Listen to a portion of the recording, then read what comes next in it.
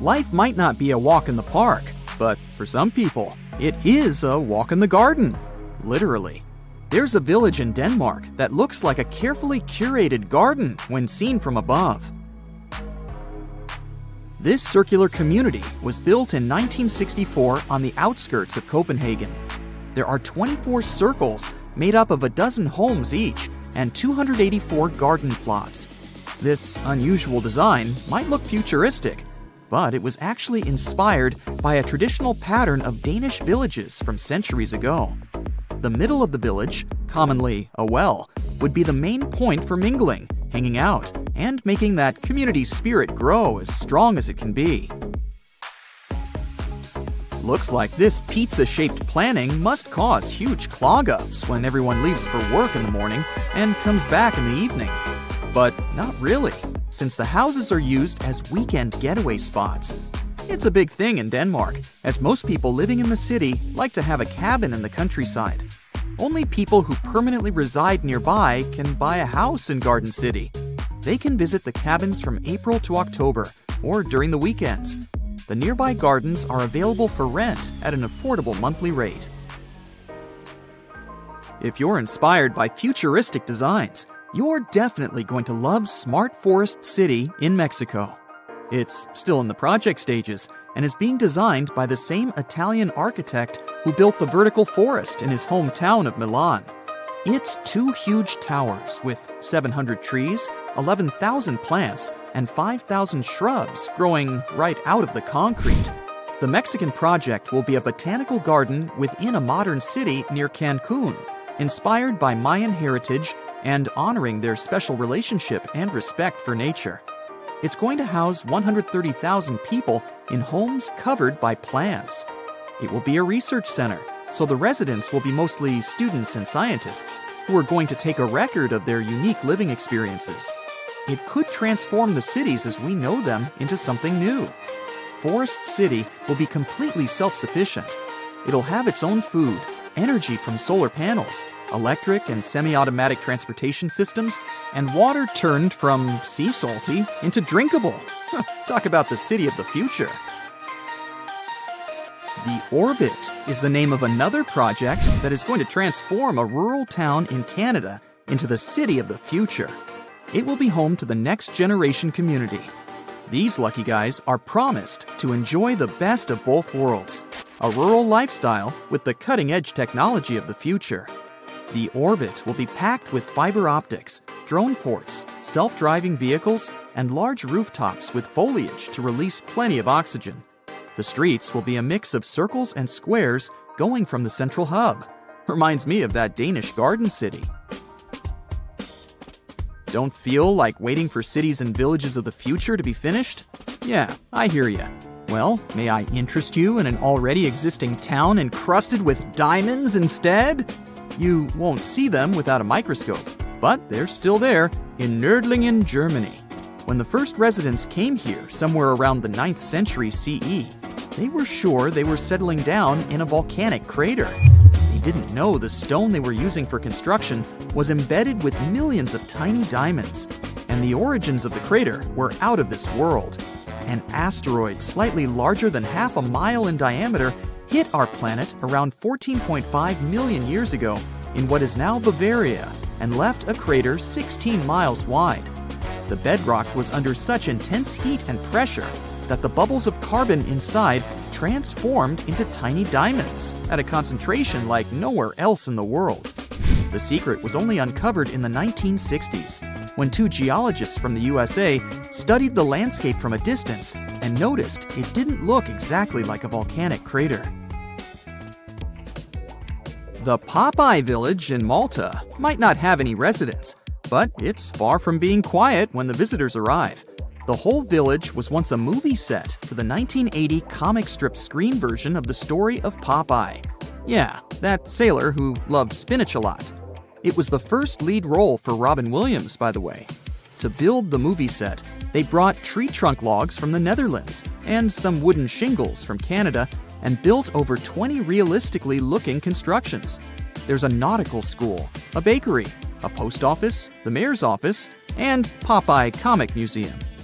The movie became a huge hit and the locals decided not to part with it. Instead of disassembling it, they turned the set into a theme park. You can have some family fun here, and the color of the water in the bay is out of this world. If you feel like saving some money for your new home, you might consider investing in real estate in the Spanish town of Centennial de las Bodegas. You won't need to pay for building some of the walls and the ceilings. 3,000 locals live under and directly into the sides of Cadiz Mountains. The place has a history of at least 2,000 years. The cliffs have protected many generations living here from unwanted guests. Plus, the rocks keep the houses cool in the summer and warm in the winter. That's right, you can also save on air conditioning. The sense of community is strong as ever in our next destination. Santa Cruz del Isolte in Colombia is one of the world's most crowded islands, with around 900 to 1,200 residents living in the territory about the size of 2 soccer fields. Fishermen built this island on a coral platform over a century ago. They chose it because of its beautiful location and the absence of mosquitoes. I can completely relate to that. The families of the original settlers were growing, and most of them never left the island. All the residents are natives, and they all have one of 6 different last names. When the family needs extra space, they just add an extra floor to one of around 100 homes in town. Now it has a school, shops, a church, and 1 restaurant. There is no traffic since the streets aren't wide enough for cars or trucks, and the distances are perfectly walkable. And there's no need to lock the doors when you leave. Everyone knows each other, so the crime rate equals 0. Ever wondered what it's like to live inside a beehive? Well, you can experience something close, at least in terms of shape, if you stay in the Italian town of Alberobello. These houses, called trulli, have their history. In the 17th century, the King of Naples sent tax collectors to the area. The local lord had a smart idea to build a settlement of houses that could be easily assembled and disassembled to avoid paying the settlement tax. Even when the town became free from their overseer, they kept the original style of their houses with dry stone walls and conical roofs. Game of Thrones fans? This one's for you. You can find the real-life village that served as the backdrop for the Yellow City in your favorite saga in Morocco. And it's much more than just a movie set. The village is a UNESCO heritage site and a typical example of a pre-Saharan habitat. Earthen buildings are safely protected by high walls. Some of the houses look pretty modest. Others are more like urban castles. The village used to be one of the key stops on the ancient Sahara trade route. Traders would take a nice break from traveling here on their way to Timbuktu or the Western Sahara. It looks like it's thousands of years old, but in reality, the oldest constructions here were built no earlier than the 17th century. But even that is pretty impressive. The builders of the earthen village have adapted it perfectly to climatic conditions. The larger houses are regularly maintained, and the materials used are still the same: earth and wood. Alright, so let's start our journey with one of the most famous and scary vanished villages. It's located in India, the district of Rajasthan. This is Kuldara village. Unlike other abandoned places, this one is difficult to get to because the locals won't want to take you there. People are afraid of this place and try to avoid it. You can't get a taxi and drop off near this spot. The driver will tell you where to go. You won't find any traces of civilization nearby. The village is located in a hot desert area, but when you get close to it, you'll feel an unpleasant chill down your back. You won't find any vegetation because of the heat. There are only ruins of buildings and sand-covered roads. It seems as if you're walking through the excavations of an ancient city, but Kuldara is not so old. It only vanished in 1825. Before this time, the village had been thriving. It was almost a town consisting of many small settlements united into communities. Residents were busy with agriculture there. Plus, they went mining and extracted valuable gypsum rocks and minerals. But suddenly, everything changed overnight. For some unknown reason, people abandoned their homes and ran away. No one knows why, and no one has ever seen the residents again. Locals living in the nearest areas are sure that this place is cursed, so they never come close to it. They think this is the center of power from the other world. Some people feel sick here, others claim to see phantoms, and still others experience irrational fear. But tourists like to go there. The simplest and least scary vision says that people left the village because of the lack of water. Still, this version seems weird. If there had been a lack of water, people would have planned the change of location instead of running away in a hurry. The second version is way more mystical. There's a legend that one cruel ruler collected large taxes from this community. He fell in love with the daughter of the Caldera chief and threatened that he would collect higher taxes if the girl refused to marry him. He gave her 1 day to make a decision. None of the residents agreed with such a requirement. As a sign of solidarity, they decided to leave the village. Those who don't believe in all these rumors can spend a night in a tent there. Chances are you'll hear someone screaming or feel someone walking and knocking on your tent. Nah, just kidding. Our next village is in the U.S., in the state of Pennsylvania. More precisely, it's not even a village, but a borough called Centralia. This place looks totally lifeless. Burnt trees, dried grass, empty buildings. Almost all the roads here have huge cracks. People sprinkle them with gravel to decrease the amount of thick smoke that's pouring from the ground all the time. This abandoned place has been burning for more than 50 years. No wonder this place reminds of something. The authors of the horror game Silent Hill got inspiration from this town. Centralia was a mining town with shops, cafes, libraries, and happy residents. People worked in the mines to get anthracite coal. They used one of the underground tunnels as a landfill for garbage. And then, in 1962, according to the popular version, they decided to get rid of garbage by burning it. The plan failed. As soon as the garbage caught fire, it spread throughout the mine. Then, all mining work in the town stopped because of the increased level of carbon dioxide. Residents didn't manage to extinguish the fire, and it started to spread underground throughout the whole city. Roads began to heat up. The soil became poisonous. Thick smoke slowly filled the streets. People were evacuated from this place. By 1992, Centralia was completely abandoned. The town looks ominous, and some people believe it's not just because of the fire. They believe not all people managed to evacuate, and their phantoms are still walking through the burning streets, waiting for someone to finally put an end to this eternal fire. Just imagine a prosperous, beautiful village where people do agriculture on fertile land and bake delicious bread. And then, bang! Everything disappears. There were only traces on the ground and a couple of bricks left from beautiful stone houses, mills, and chapels. Huge fertile fields became abandoned, and no one knows why.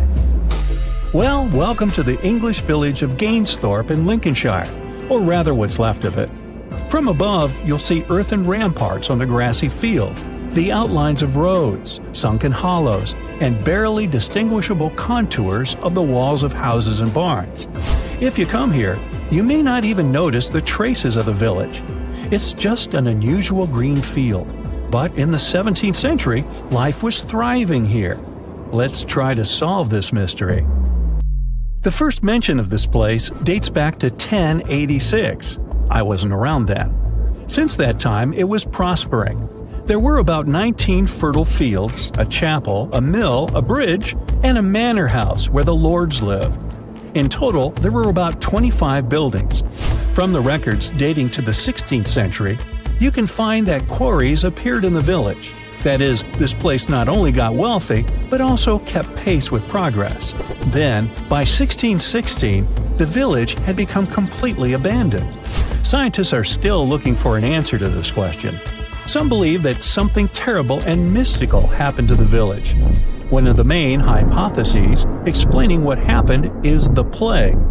Another version is that Gainsthorpe still couldn't catch up with progress. In the 17th century, there was a transition from rural to urban life. Industrialization had begun. Many young people left their native villages to search for a better life. Some believe that groups of robbers and thieves settled in the village. They turned Gainsthorpe into their base and eventually plundered it all. The exact reason is still unknown, but the good news is that, theoretically, the village can be returned. Specialists can reconstruct the ruins and recreate agriculture. The hardest part, though, is to find funding.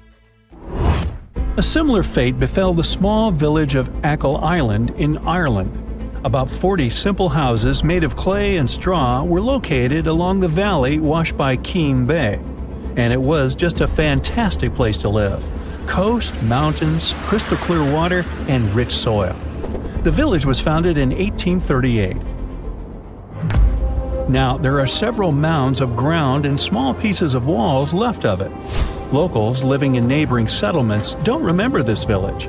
Or maybe they know something, but don't want to say anything to anybody.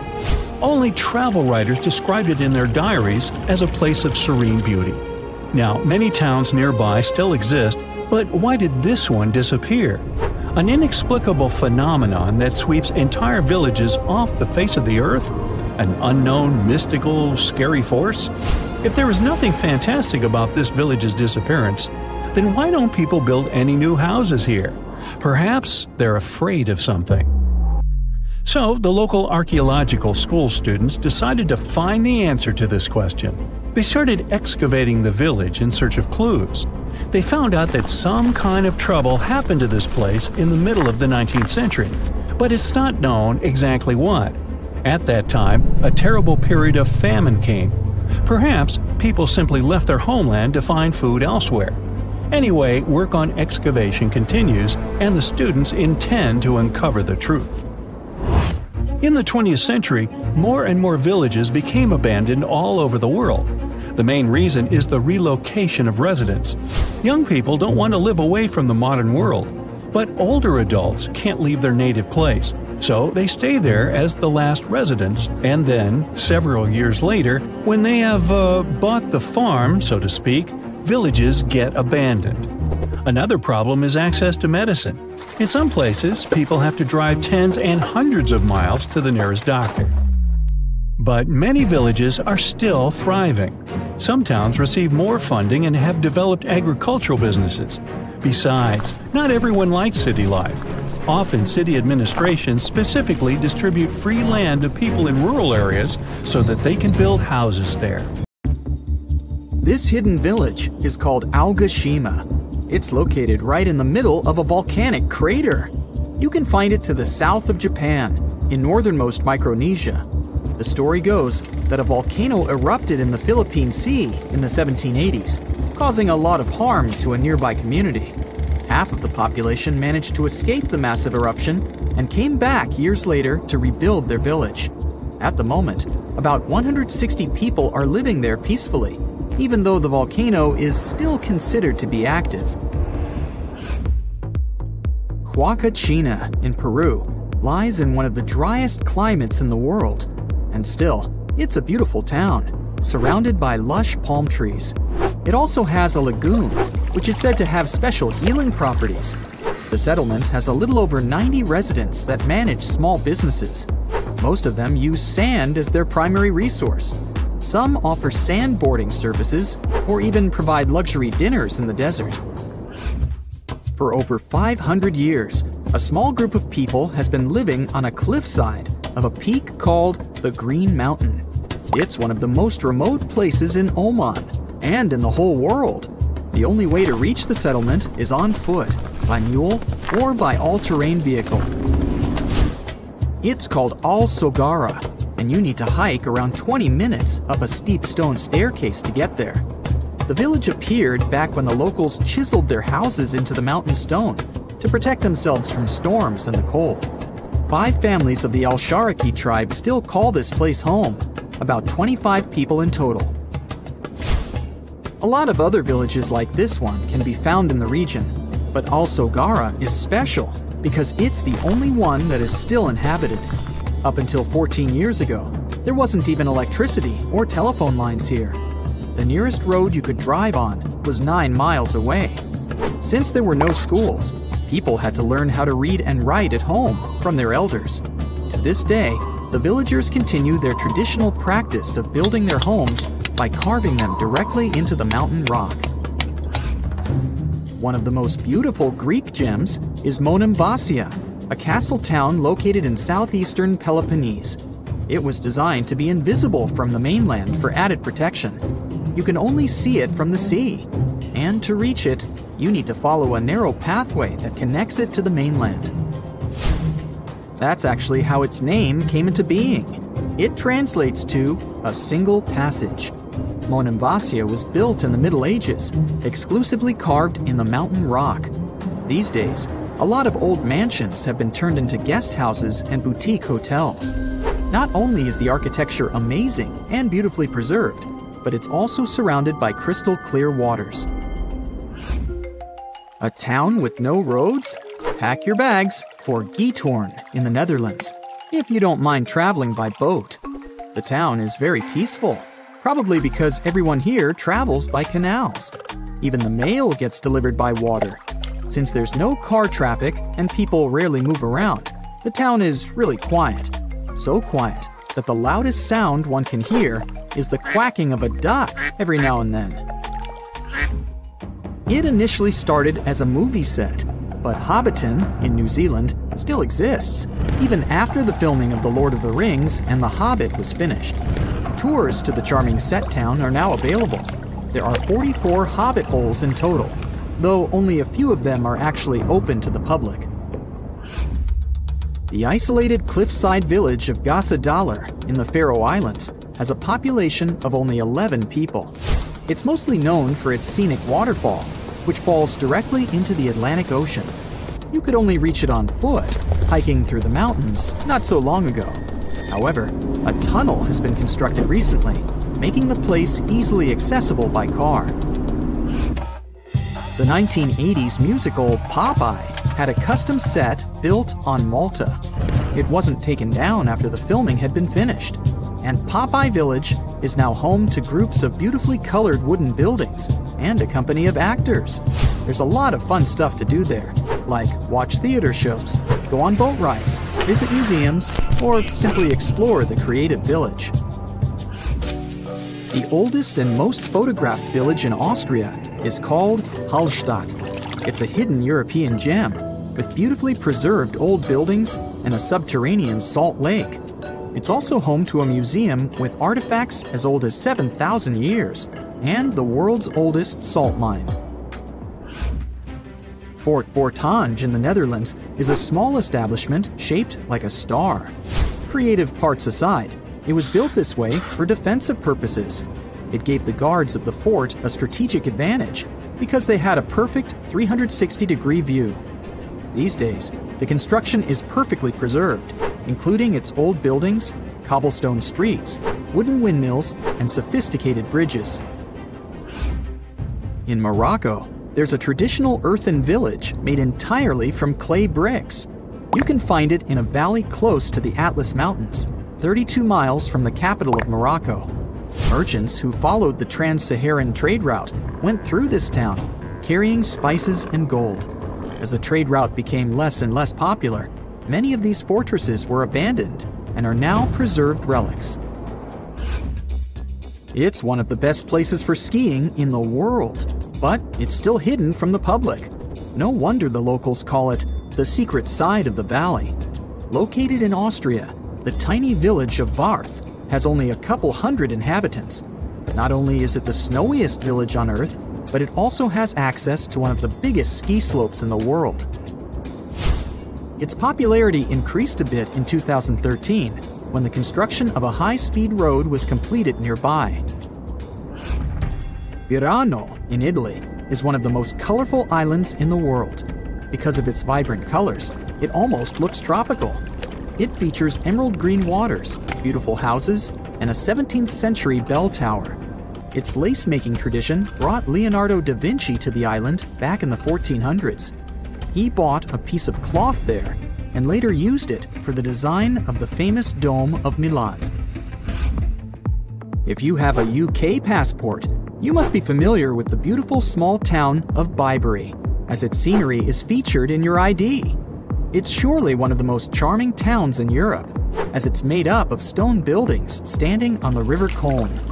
The image in the UK passports is that of Arlington Row, a line of weavers' cottages that date back to the 14th century. The town of Coober Pedy in Australia is partially underground. It all began back in 1915, when opal deposits were found in the area. To this day, the town is still the biggest opal mine in the world. People living there figured out that it would be more comfortable for them to stick to the underground, as the temperatures outside can reach 125 degrees Fahrenheit. So, the settlement now has underground stores and galleries. Coober Pedy is also home to the world's first 4-star underground hotel. To visit the most remote location in the whole world, you'll need to prepare yourself for quite a journey. If you're traveling from the United States, for example, the easiest route is a 15-hour-long flight to Cape Town, South Africa, followed by a 6-day boat ride. Only after that will you reach Tristan da Cunha. Or you can take a month-long cruise across the South Atlantic Ocean, whatever works better for you. Planning in advance is a must, since there are only 9 boat trips to the island yearly. The island itself is just 7 miles long. Sitting right in the middle of the South Atlantic Ocean, it covers a mere 37.8 square miles. The 300 residents are all farmers. They have the internet, but it's really slow. As for a phone network or a local newspaper, neither is available. The inhabitants of the island speak a dialect of English that is used by the smallest number of people in the world. There's a heavy snowstorm. The cold penetrates his bones. His legs are almost knee-deep in snow. Experienced hunter Joe LaBelle makes his way through the forest, covering his face from the headwind. Any other person would have already fallen and screamed in despair, but not Joe LaBelle. He can survive in any circumstances and always knows what to do. Right now, he's heading to one of the villages in the far north of Canada. This small settlement is located on Lake Anjikuni. The inhabitants of this village are Inuit, indigenous people of North America. Joe hasn't eaten or drunk for a long time. He needs a good sleep and a hot meal, which he hopes to get from the hospitable Inuits. Through trees and a white haze, he notices the silhouettes of tents. Smoke is coming from some houses. Joe will probably get there in time for lunch. He reaches the village, and at this moment, the wind calms down. The blizzard has ended. The hunter speeds up and goes toward the village, located along the frozen lake. It's strange, but there are no locals anywhere. Probably everyone is just sitting in their houses, waiting out the blizzard. "Hello!" Joe says loudly, but gets no response. Oh, great! Smoke is coming out of this tent. Joe knocks on the wall, but no one opens it. He knocks a few more times and goes inside. The little tent is empty. All things are in their places. There's a piece of cloth with needles and thread on the table. Firewood is smoldering in the fireplace. It seems that people have just left this place. Joe goes into the next tent and sees the same picture. All things are in their places, but there are no people. Joe walks past the tents and sees a pit where a bonfire once burned. There's a rope above it, with the meat that the Inuit were cooking hanging on it. For some reason, they didn't eat it. Lake Anjikuni is part of a chain of waterways. Here, the Inuits fished and traded various goods. Usually, there are many people here, but now something has forced them to leave their homes. Why did they leave their things behind? And where did they go? There are no tracks around the village. All the sleds are in place.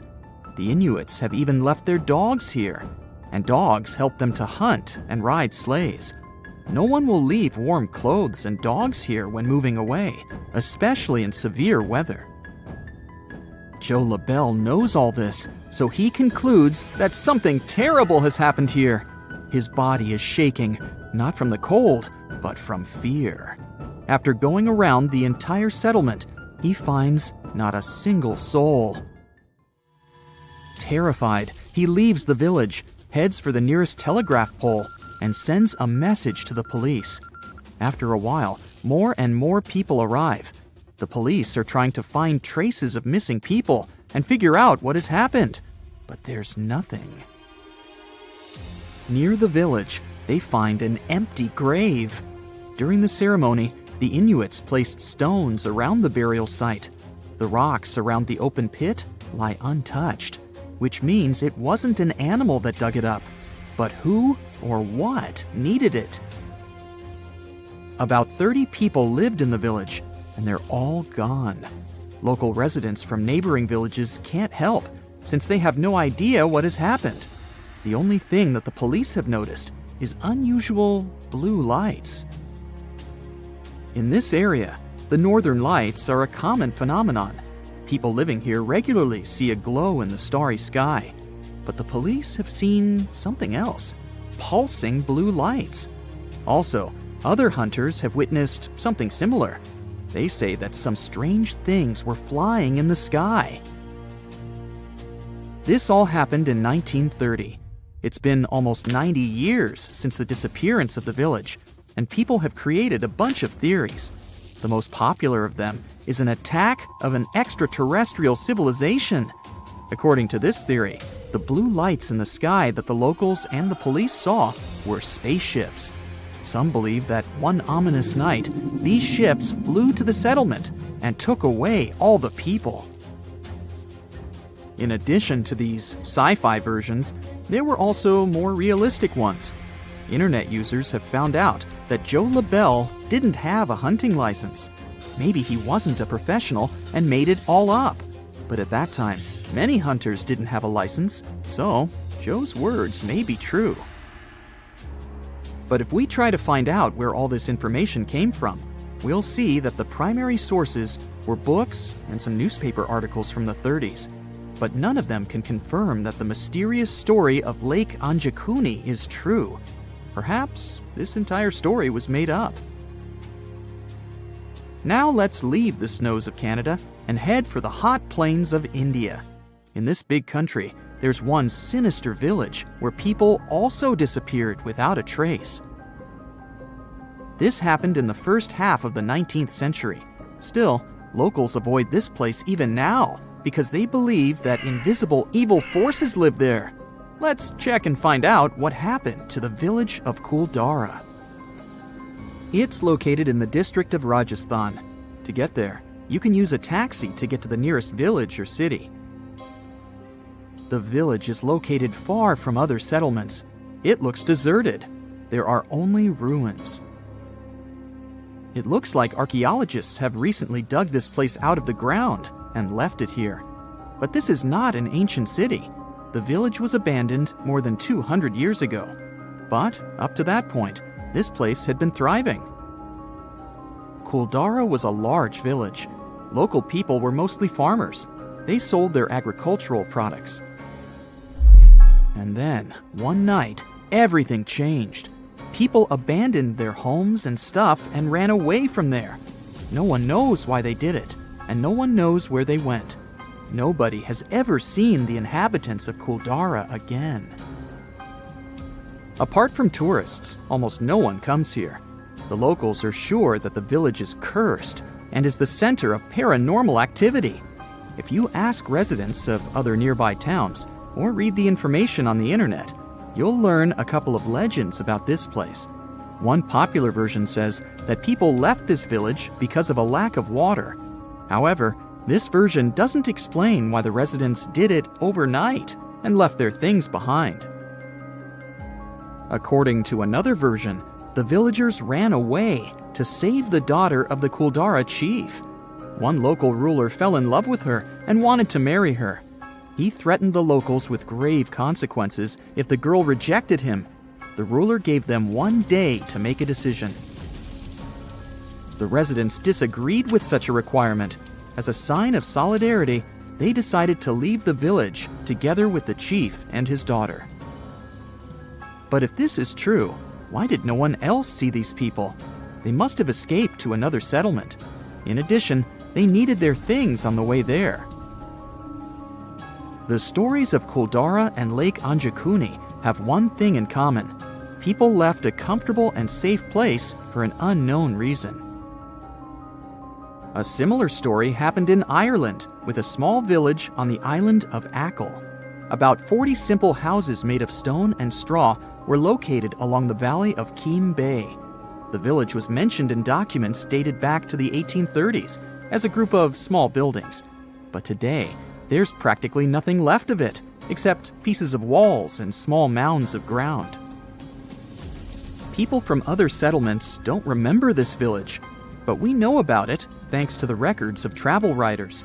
They describe the incredible beauty of this place and the village in their diaries. Students of the local archaeological school tried to find the answers. They started excavations and discovered that the villagers could have left the village because of hunger or some disease.